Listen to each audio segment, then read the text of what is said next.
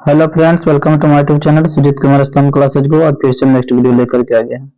आप जानते हैं कि 10th क्लास के प्रतिदिन रात के 9 बजे प्रतिदिन क्लास चलाई जाती है और आज जो है ना हिस्ट्री क्लास है, ठीक है ना। तो लगातार मैं पिछले 2 दिनों से हिस्ट्री क्लास ले रहा हूँ लेसन 1 का, तो आज भी है। हमने वादा किया है कि लगभग सभी प्रत्येक किताब से मैं आपको क्वेश्चन करवा दूंगा, आपको कोई भी किताब जो है छूटेगा नहीं, ठीक है ना। तो आप अगर प्रैक्टिस कर लेते हैं आप मतलब हमारे साथ जुड़ करके शाम के, तो आपकी जो है ना कॉन्सेप्ट पक्का हो जाएगा, ठीक है ना। कॉन्सेप्ट पढ़ने के बाद अगर प्रैक्टिस नहीं करते हैं ना तो दिक्कत हो जाती है, ठीक है ना। आप वैसे आप रटते रह जाते हैं, तो इसलिए आप पढ़िए, है ना। सब्जेक्टिव टाइप के पढ़िए और यहाँ ऑब्जेक्टिव लगाइए, क्लास में आपको पता चल जाएगा। तो देखिए आप इस पर आंसर जो दिया गया है इस पर आप ध्यान न दीजिएगा, ठीक है ना, क्योंकि यहाँ जो आंसर है टाइप कर दिया है इस तरह। ये तो जो गैस पेपर है ना, ये जो बुक है इसमें आंसर साथ में ही दे दिया है, तो आप इस पर ध्यान ना दीजिएगा क्योंकि इसका मिसप्रिंट भी हो जाती है, ठीक है ना। तो इस पर ध्यान आप बिल्कुल वास्तविक आंसर दीजिएगा, ठीक है। आपको तो हम बताए थे पिछले भी क्लास में कुछ ना गेस पेपर में आंसर जो है गलत दल था, ठीक है। देखिए इसमें कितना गलत है या सही है पता भी चल जाएगा। यूरोप में राष्ट्रवाद, अच्छा बतलाइएगा। पहला जो क्वेश्चन है, तो आप जानते हैं कि सब्जेक्टिव और ऑब्जेक्टिव दोनों क्वेश्चन हम करवाते हैं, ठीक है ना। सब्जेक्टिव भी करवाते हैं और ऑब्जेक्टिव क्वेश्चन भी करवाते हैं। तो ऑब्जेक्टिव करवाने के बाद फिर हम सब्जेक्टिव करवाएंगे, लेकिन फिलहाल ऑब्जेक्टिव क्वेश्चन आप देखिए। पहला नंबर क्वेश्चन जवाब दीजिए, इटली में जर्मनी की करण के विरुद्ध निम्नलिखित में से कौन सा देश था। फर्स्ट नंबर क्वेश्चन का जवाब दीजिएगा कमेंट बॉक्स में कि इटली एवं जर्मनी के एकीकरण के विरुद्ध निम्न में से कौन सा देश था। तो इसका सही जवाब हो जाएगा ऑस्ट्रिया, ठीक है ना। पहला का सी ऑप्शन, ठीक है। दूसरा नंबर क्वेश्चन का जवाब देंगे, जर्मनी के एकीकरण का प्रमुख वास्तुकार कौन था। तो जर्मनी के एकीकरण एक अकेले व्यक्ति कर दिया था जिसका नाम था, आप जल्दी से आंसर कमेंट करेंगे, ठीक है ना।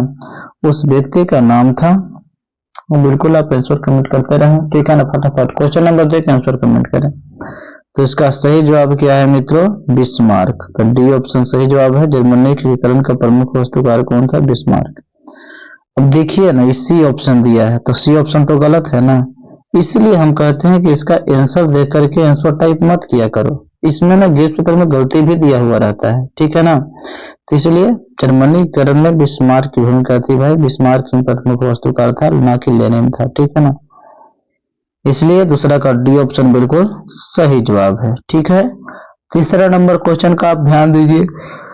देखो तो दूसरे क्वेश्चन में हम पहुंचे हैं और एक गलत निकल गया, तो इसलिए हम पहले बोल दे रहे हैं ना। आप परेशान ना हुए कि आंसर दिया हुआ है, आप इससे क्या लेन देना है, आप आंसर दीजिए फटाफट। जैसा इटली एकीकरण में इनमें से किसका संबंध नहीं, बतलाइए।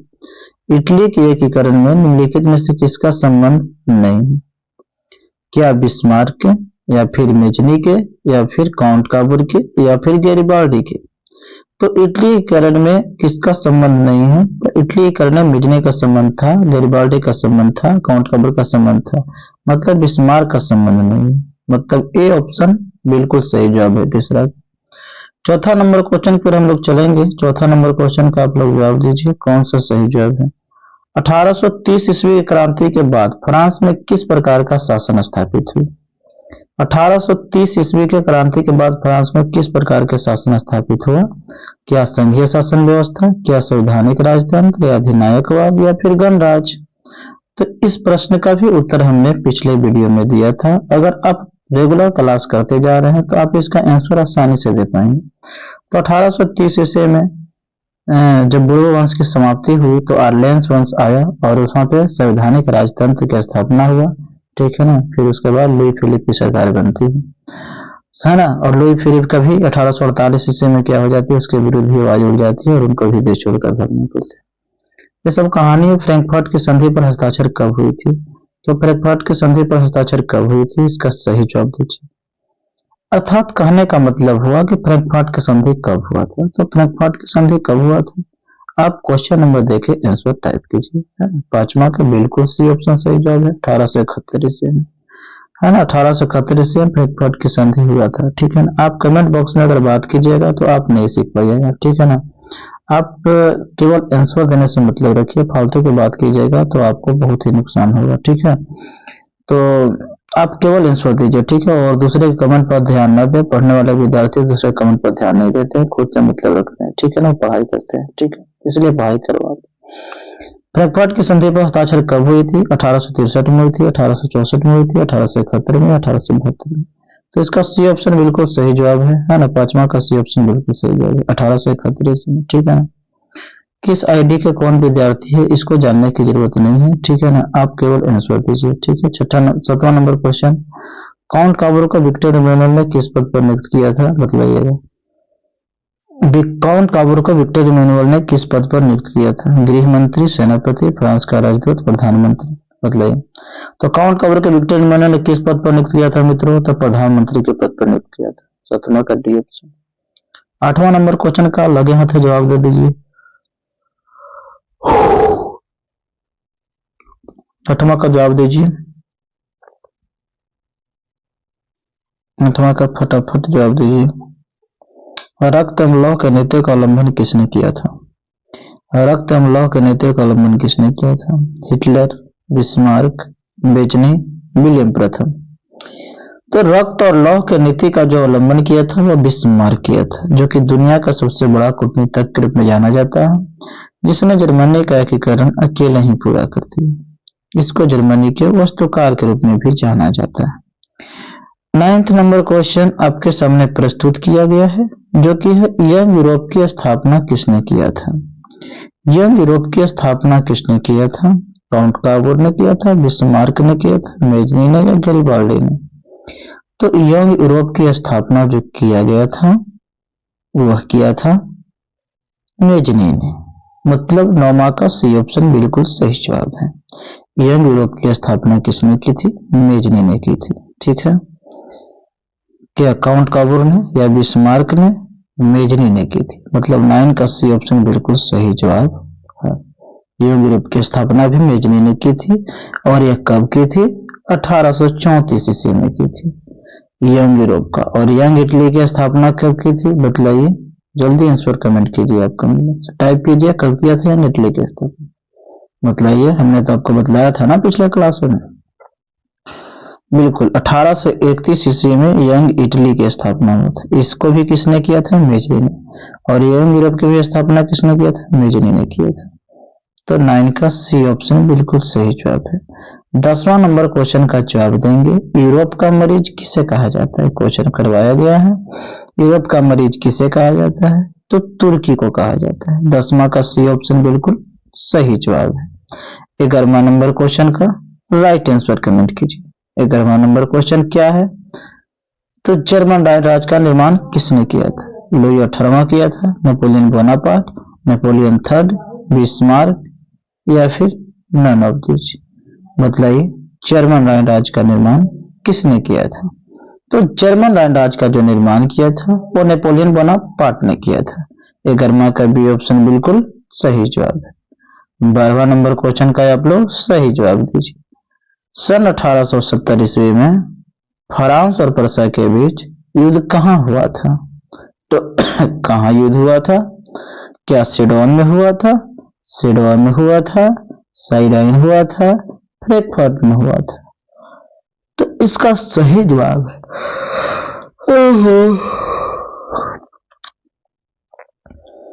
इसका सही जवाब है 1870 में फ्रांस और प्रसा के बीच जो युद्ध हुआ वो सीडोन में हुआ।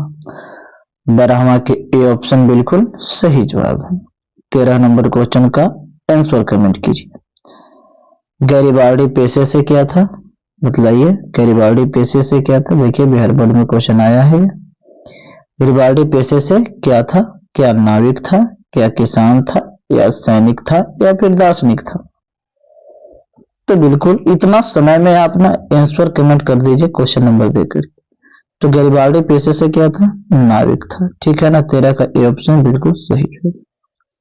14वां नंबर क्वेश्चन, जालवेरिन एक संस्था थी, जालवेरिन एक संस्था थी, किसकी संस्था थी? व्यापारियों की, क्रांतिकारियों की, बुद्धिजीवियों की, सामंतों की? तो जालवेरिन एक संस्था किनका था? तो एक व्यापारियों की संस्था थी, तो ए ऑप्शन बिल्कुल सही जवाब है। 15 नंबर क्वेश्चन, 1829 ईस्वी की एड्रियानोपल की संधि किस देश के साथ हुई? हंगरी के साथ हुई, तुर्की के साथ हुई, यूनान के साथ या पोलैंड के साथ। तो 1829 ईस्वी के एड्रियानोपल की संधि तुर्की के साथ हुआ। ठीक है, तुर्की के साथ हुआ। तो अब हम चलते हैं अगले क्वेश्चन की ओर। 16वां नंबर क्वेश्चन का आप लोग सही जवाब दीजिए। तो इटली और जर्मनी वर्तमान में किस महादेश के अंतर्गत है? दक्षिणी अमेरिका, यूरोप, उत्तरी अमेरिका, पश्चिम एशिया। बतलाइए इसका सही जवाब क्या है? इटली और जर्मनी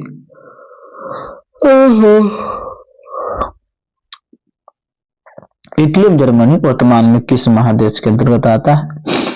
तो इसका सही जवाब है यूरोप। इटली और जर्मनी वर्तमान में यूरोप महादेश के अंतर्गत आता है। 17 नंबर क्वेश्चन का आप राइट आंसर दीजिए। 17 नंबर इस क्वेश्चन का क्या जवाब है? तो 17 नंबर का ऑप्शन है कि पहले क्वेश्चन पढ़ते हैं, यूरोप वासियों के लिए किस देश का साहित्य एवं ज्ञान प्रेरणा स्रोत रहा? तो क्या तुर्की का रहा, क्या इंग्लैंड के रहा, या जर्मनी के रहा, या यूनान के रहा? तो इसका सही जवाब है कि यूनान का, है ना, साहित्य एवं ज्ञान प्रेरणा स्रोत रहा। तो 17 का डी ऑप्शन बिल्कुल सही है। अब हम चलते हैं 18वां क्वेश्चन की। किस युद्ध 18वां क्वेश्चन की ओर हम लोग चलते हैं। किस युद्ध के बाद जर्मनी का एकीकरण पूरा हुआ? तो किस युद्ध के बाद जर्मनी का एकीकरण पूरा हुआ? तो किस युद्ध के बाद जर्मनी का एकीकरण पूरा हुआ? परसा डेनमार्क युद्ध, सीडन का युद्ध, सेडवा का युद्ध, क्रीमिया का युद्ध। तो किस युद्ध के बाद जर्मनी का एकीकरण पूरा हुआ?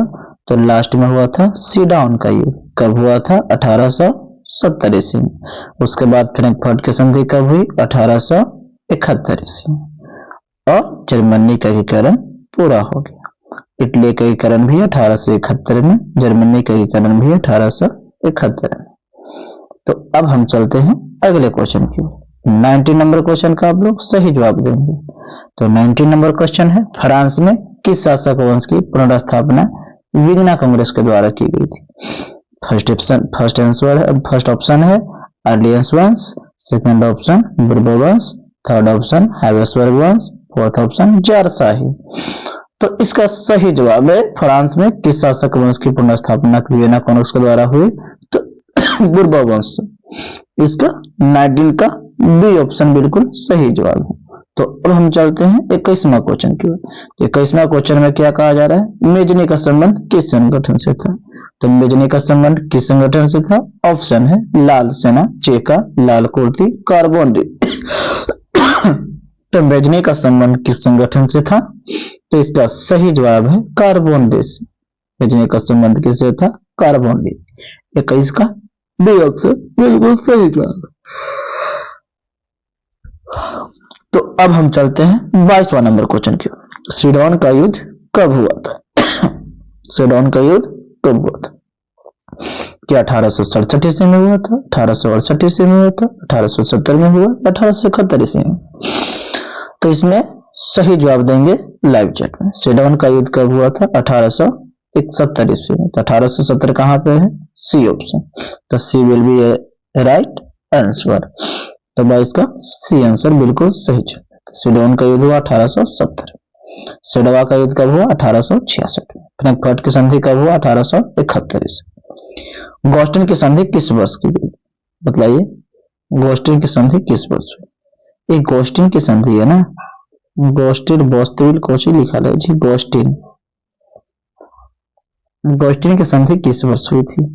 गोस्टिन की संधि, ठीक है ना। इसमें आंसर आपका 1865 ईस्वी में दिया गया है, लेकिन इसको कंफर्म करना पड़ेगा, ठीक है ना। गोस्टिन की संधि किस वर्ष हुआ? आप ही कंफर्म करके इसका आंसर कमेंट कर दीजिएगा, ठीक है ना। ओरिजिनल कमेंट होगा ना उसमें, ठीक है, ये वीडियो सेव हो जाने के बाद कुछ समय बाद, ठीक है। तो गोस्टिन की संधि किस वर्ष हुआ? हालांकि उस बुक में कहीं नजर तो नहीं आया था। गोस्टिन की संधि किस वर्ष हुआ था? तो इसमें अगर बी ऑप्शन दिया है तो फिलहाल 1865 से मान लीजिए, ठीक। 1865 में गोस्टिन की संधि हुई थी। 424 नंबर क्वेश्चन का जवाब, मेटरनी का पतन किस वर्ष हुआ था? तो बतलाइएगा, मेटरनी का पतन किस वर्ष? तो इसका सही जवाब है मई 1800 1848 ईस्वी। मेटरनिख का पतन मई 1848 ईस्वी में। 25वां नंबर क्वेश्चन का बताइए सही जवाब क्या है। नेपोलियन संहिता किस वर्ष लागू किया गया? तो ऑप्शन है 1789, 1791, 1801 या 1804 ईस्वी। तो नेपोलियन संहिता किस लागू किया गया? नेपोलियन कोड जिसको कहते हैं 1804 ईस्वी। सिविल कोड का है चाहे नेपोलियन कोड का, ये 1804 ईस्वी। 26 नंबर क्वेश्चन का आप लोग सही जवाब देंगे। 26 नंबर क्वेश्चन का आप बताइए कौन सा सही जवाब? जर्मनी का नहीं, 26 नंबर, इटली और जर्मनी के एकीकरण का विरोधी कौन था? ऑस्ट्रिया था, फ्रांस था, ब्रिटेन था, रूस था। तो इटली और जर्मनी के एकीकरण का विरोधी कौन था? तो ऑस्ट्रिया था। तो 26 का ये ऑप्शन बिल्कुल सही जवाब। 27वां नंबर क्वेश्चन का लोग सही जवाब दें। जर्मनी का एकीकरण किस वर्ष पूर्ण हुआ? जर्मनी एकीकरण किस वर्ष पूर्ण हुआ? 1866 में, 1864 में, 1870 में, 1871। जर्मनी एकीकरण किस वर्ष पूरा हुआ? तो जर्मनी एकीकरण 1871 में। तो बताएंगे इटली का एकीकरण पूरा कब हुआ? तो 1871 में। ठीक है। सेडवा का युद्ध कब हुआ? 1866 में। किसके बीच हुआ? परसा और ऑस्ट्रिया के बीच हुआ। सेडोन के युद्ध कब हुआ? 1870 ईस्वी। किसके बीच हुआ? परसा और फ्रांस के बीच हुआ। 1871 में क्या हुआ? फ्रैंकफर्ट की संधि हुआ, जिसके द्वारा क्या हुआ? जर्मनी एकीकरण पूरा हुआ। ठीक है। तो अब हम चलते हैं 28 नंबर क्वेश्चन की। 28 नंबर क्वेश्चन का आप लोग सही जवाब देंगे। तो वियना सम्मेलन जिसको कांग्रेस कहते हैं, वियना कांग्रेस सम्मेलन का अध्यक्ष कौन था? तो वियना कांग्रेस सम्मेलन के अध्यक्ष कौन था? तो ऑस्ट्रिया का चांसलर मेटरनिख था। 28 का राइट आंसर हो जाएगा डी ऑप्शन। ठीक है ना। तो 28 का डी ऑप्शन। 29 नंबर क्वेश्चन का सही जवाब देंगे। गीजो कहाँ का प्रधानमंत्री था? तो परसा का था, तुर्की के था, फ्रांस का था, सीडोन का था। तो गीजो कहाँ के प्रधानमंत्री था? तो यह था फ्रांस का। तो 29 का सी ऑप्शन हो जाएगा बिल्कुल सही। गीजो का प्रधानमंत्री कब नियुक्त किया गया था? 1840 ईस्वी। तो गीजो के प्रधानमंत्री नियुक्त किसने किया था? तो लुई फिलिप ने किया था। किसने किया था? लुई फिलिप ने किया था। ठीक है। लुई फिलिप एक उदारवादी शासक था, लेकिन बहुत ही महत्वाकांक्षी था। 1840 में गीजो को प्रधानमंत्री कर दिया, और यह बिल्कुल घोर प्रतिक्रियावादी था। कोई भी सुधारात्मक कार्य को नहीं अपनाया। ठीक है ना। जनता की कोई भी सुख दुख की चिंता नहीं था इसको, जिसकी वजह से 1848 ईस्वी के फ्रांस की क्रांति हुई, जिसके कारण लुई फिलिप को गद्दी छोड़कर भागना पड़ा। तो हम चलते हैं अगले क्वेश्चन पे। 30 नंबर क्वेश्चन का आप लोग सही जवाब देंगे। सोडवा का युद्ध किनके बीच हुआ था? आपके सामने ऑप्शन दिया गया है। तो ऑप्शन में है ऑस्ट्रिया सीडोन, ऑस्ट्रिया परसा, सीडोन परसा या तुर्की में से। तो सेडोवा का युद्ध कहा जा रहा है, अभी हमने तुरंत ही रिवीजन करवाया। तो सेडोवा का युद्ध किसके किसके बीच हुआ? परसा और ऑस्ट्रिया के बीच। तो ऑप्शन देखिए कहाँ पे है, यहाँ पे है। तो परसा और ऑस्ट्रिया के बीच हुआ सेडोवा का युद्ध हुआ। ठीक है। सेडोन का युद्ध किसके किसके बीच हुआ? फ्रांस और परसा के बीच। ठीक है। अगला नंबर क्वेश्चन 31 नंबर क्वेश्चन का आप लोग सही जवाब दीजिए। मेटरनिख व्यवस्था का उद्देश्य क्या था? मेटरनिख व्यवस्था का उद्देश्य क्या था? क्या गणतंत्र की स्थापना करना? नहीं। प्रजातंत्र की स्थापना करना? नहीं। पुरातन व्यवस्था का पुनर्स्थापना करना? सही। नेपोलियन की पुनर्स्थापना करना? गलत है ना। पुरातन व्यवस्था की पुनर्स्थापना करना, इसका एक साजिश थी कि नेपोलियन को मार दो और वही पुरानी व्यवस्था को लागू कर दो। ठीक है ना। 32 नंबर क्वेश्चन का आप लोग सही जवाब दीजिए। वियना किस देश की राजधानी है? बताइए। फ्रांस की है, इंग्लैंड की है, ऑस्ट्रिया के है या फिर रूस की? तो बताइए। तो फ्रांस की राजधानी कहां पर है? पेरिस में। इंग्लैंड की राजधानी कहां है? लंदन में। ऑस्ट्रिया की राजधानी कहां है? वियना में। रूस की राजधानी कहां है? मॉस्को में। तो 32 का ऑप्शन क्या हो जाएगा? सी ऑप्शन सही। ठीक है ना। तो वियना किस देश की राजधानी है? ऑस्ट्रिया की। ठीक है ना। ऑस्ट्रिया का राजधानी वियना में। 1815 ईस्वी में क्या हुआ? वियना कांग्रेस सम्मेलन हुआ था, जिसमें कितने देश भाग लिए? 4 देश, जिसको बोल सकते हैं प्रेब सर्कल। तो प्रेब के पूरा नाम क्या होगा? पी से परसा, आर से क्या होगा? रूस, ए से क्या होगा? ऑस्ट्रिया, और बी से क्या हो गया? ब्रिटेन। मतलब 4 देशों ने 1815 में क्या हुआ? वियना कांग्रेस सम्मेलन क्यों स्थापित किया गया? पुरातन व्यवस्था को लागू करने के लिए। इसके चांसलर कौन थे? मेटरनिख था। और इन्होंने साजिश बनाया कि नेपोलियन को मारा जाए। वाटरलू के युद्ध में 1815 में नेपोलियन को मार दिया गया और पुरातन व्यवस्था को क्या कर दिया? लागू कर दिया। तो अगले क्वेश्चन की ओर हम लोग चलते हैं। क्रीमिया युद्ध किस वर्ष हुआ? बताइएगा। क्रीमिया युद्ध किस वर्ष? तो क्रीमिया युद्ध हुआ 1853 से 54 ईस्वी में। तो 54 ईस्वी बिल्कुल सही जवाब है। 33 का ए ऑप्शन बिल्कुल सही जवाब। तो अब हम चलते हैं अगले क्वेश्चन की ओर। 34 नंबर क्वेश्चन की आप लोग सही जवाब दीजिए। राष्ट्रवाद की अवधारणा का जन्म किस घटना से मानी? तो किस घटना से मानी जाती है? घटना का नाम पूछा, तो घटना का नाम पूछा तो फ्रांस की क्रांति। अगर पूछता था कि राष्ट्रवाद की अवधारणा का जन्म किस काल से हुआ, तब क्या मानते हैं? पुनर्जागरण। किस काल से कहता था? पुनर्जागरण। तो किस घटना से कहेगा? तो फ्रांस की क्रांति। तो इसका सही जवाब है 34 का डी ऑप्शन। ठीक है, 35 नंबर क्वेश्चन को जवाब दीजिए। ओटो को निम्न में से कहाँ का राजा घोषित किया गया था? तो कहाँ के राजा घोषित किया गया था? क्या रूस के, यूनान के, जर्मनी के, फ्रांस के? तो ओटो को निम्न में से कहाँ का राजा घोषित किया गया था? यूनान का। तो 35 का हो जाएगा बी ऑप्शन से। 36 नंबर क्वेश्चन का आप लोग जवाब दीजिए। फटाफट आंसर कमेंट कीजिए, ठीक है ना, जितना हम बोलते हैं उसमें तो आप लोग दे सकते हैं। इस पर काउंट कवर की मृत्यु किस वर्ष हुई? बताइएगा, काउंट कवर की मृत्यु किस वर्ष हुई? 1800 में हुई, 1862 में, 1864 में, 1866? तो काउंट कवर की मृत्यु हुई 1862 से। बिल्कुल सही जवाब। 37 नंबर क्वेश्चन का आप लोग सही जवाब दीजिए। यूरोपीय सभ्यता का पालना किसे कहा जाता है? तो ऑप्शन है इटली को, फ्रांस को, इंग्लैंड को, यूनान को। तो यूरोपीय सभ्यता का पालना किसको कहते हैं? यूनान को। तो 37 का क्या हो जाएगा? डी ऑप्शन से। 38 नंबर क्वेश्चन क्या है? सेडोन का युद्ध किन के बीच हुआ? तो बताएंगे, हमने रिवीजन करवाया था कि सेडोन के बीच किसके बीच हुआ? तो सेडोन के बीच हुआ था ऑस्ट्रिया और नहीं, पर्सा और फ्रांस के बीच। तो फ्रांस और पर्सा है, डी का ऑप्शन। सेडोन के बीच हुआ युद्ध पर्सा और फ्रांस, और सेडोवा रहेगा तो पर्सा और ऑस्ट्रिया। तो सेडोवा रहेगा 1866, सेडोन रहेगा 1870। इस बात को आप लोग ध्यान दीजिए। तो 30 नंबर क्वेश्चन का आप लोग सही जवाब दीजिए। किस वर्ष यूनान को एक स्वतंत्र राष्ट्र घोषित किया गया? किस वर्ष यूनान को एक स्वतंत्र राष्ट्र घोषित किया गया? तब किया गया 1830, 1834, 1836, 1832। तो किस वर्ष यूनान को एक राष्ट्र स्वतंत्र राष्ट्र घोषित किया गया? 1832। 40 नंबर क्वेश्चन का आप लोग सही जवाब देंगे। किस संधि द्वारा जर्मनी का एकीकरण पूरा हुआ? तो जर्मनी का एकीकरण पूरा कब हुआ? किस संधि के द्वारा? जल्दी से बताएंगे। डेनमार्क की संधि, गेस्टिन की संधि, प्राग की संधि या फ्रैंकफर्ट की संधि? तो किस संधि द्वारा जर्मनी का एकीकरण पूरा हुआ? तो फ्रैंकफर्ट मतलब 40 का डी ऑप्शन बिल्कुल सही जवाब। 41 नंबर क्वेश्चन, हंगरी की राजधानी कहाँ? तो तुर्की है, बुडापेस्ट है, प्रसा है या सिडोन? तो हंगरी की राजधानी क्या है? बुडापेस्ट। इसका बिल्कुल सही जवाब। ओहो। 42 नंबर क्वेश्चन का आप लोग सही जवाब दें। लाल कुर्ते का गठन किसने किया? तो ऑप्शन है मेजनी ने, काबोर्ड ने, बिस्मार्क ने, गैरीबाल्डी। तो लाल कुर्ते का गठन किसने किया? गैरीबाल्डी ने किया। तो इस तरह से ऑब्जेक्टिव क्वेश्चन क्या होता है? खत्म। और उसके बाद हम लोग चलते हैं कहां? सब्जेक्टिव क्वेश्चन की। ठीक है ना, तो सब्जेक्टिव क्वेश्चन जो है से आपके सामने उपलब्ध हो रहा है, आपके सामने दे दिया गया। आज की जो सब्जेक्टिव क्वेश्चन है वह यूरोप में राष्ट्रवाद को फैलाने में नेपोलियन बोनापार्ट किस तरह सहायक हुआ।